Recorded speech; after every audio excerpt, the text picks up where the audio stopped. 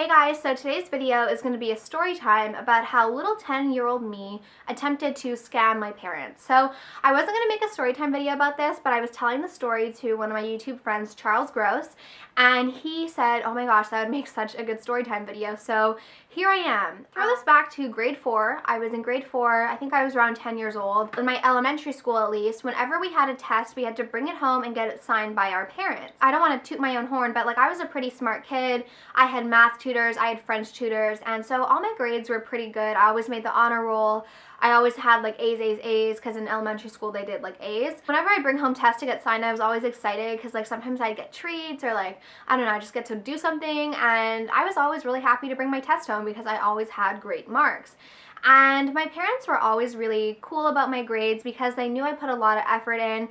I remember one time in 5th grade, I had an English teacher named Miss Brody, and she was like literally very, very stern. Like in Grey's Anatomy, when they called Miranda Bailey the Nazi, she would have been the Miranda Bailey at that school. I had a really hard time with English that year, which was kind of weird since English was my favorite subject, and she put an effort as a D. I was kind of like the teacher's pet with like my French teacher, so she let me see my report card like a day early, and I saw the D effort mark. And for my parents, like what was important was not necessarily like the mark you got. Of course that is important, but for them what really mattered was the effort. So when I saw that I got a D in effort, I was literally like, I went home and I was like so upset, and I told my mom about this, and my mom, as you guys know, was kind of like a mama bear, so she like went right to the school. No, what ended up happening was during the winter, for like a couple of weeks during gym class, we would go to the arena, which was like across from our school, and we'd have like skating lessons. So my mom would always come, like bring juice boxes, help tie up skates, and she'd watch me because in my mind I really wanted my mom to come watch me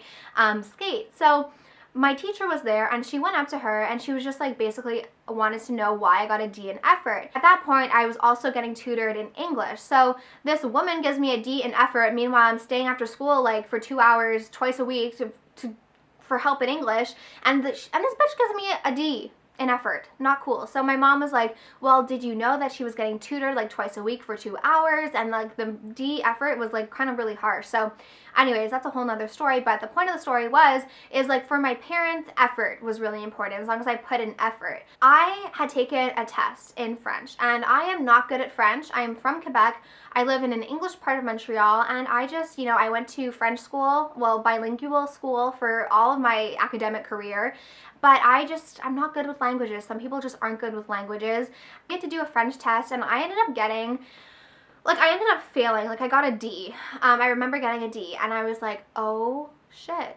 Like that really sucks. Like how am I gonna get my parents to sign this? I didn't want to get in trouble, even though I probably wouldn't have gotten in trouble. My mom probably would have just been like, okay, we have to add an extra day of tutoring for French to help you with this. So I was like, how am I gonna get this signed? Because you have to get it signed. At that age, I mean, your handwriting isn't the best, at least mine wasn't the best, so there was no way I could like forge a signature. So I concocted a plan in my mind. I decided that I was going to bring the test home, and then I was going to sneak it upstairs into my bedroom.